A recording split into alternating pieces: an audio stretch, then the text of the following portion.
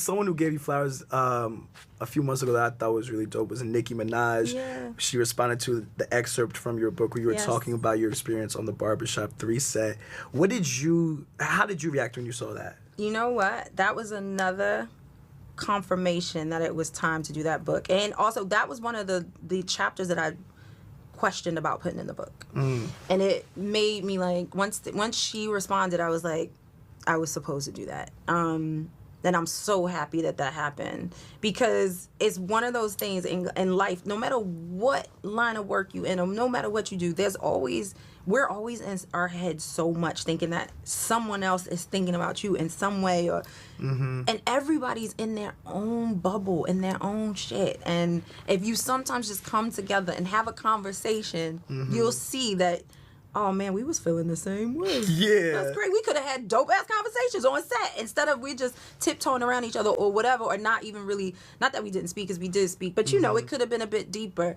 But that being said, I was definitely nervous to put that in there and to admit that I was slightly intimidated of the new girl in a way.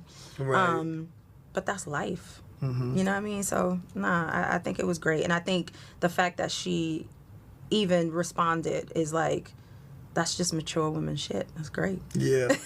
I mean, it's also mature woman shit that you wrote in the book, how you went to therapy and how you kind of like acknowledged those feelings that you had. Yeah, because I'm a big believer in not putting my shit on other people. I don't like dumping my shit, and no one else should be dumping their shit on people. That's a very big thing for me. And when I'm in a work environment as well, I want to be focused on my work.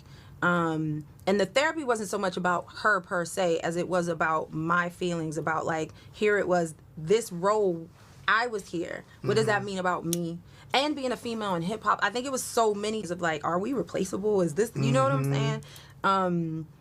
Yeah, it's just, that's just how I am. I do a lot of work on myself. Yeah, and that's real though, and that's important for growth. Absolutely. You know, and I feel like the feelings that you had also aren't unique to just you. Absolutely not. Absolutely not. And that was another thing I think that it was important for me to put into the book, because I was just in, no matter what we do, I was just in the workplace. Yeah. That happens a lot in many different kinds of workplaces. So, yeah.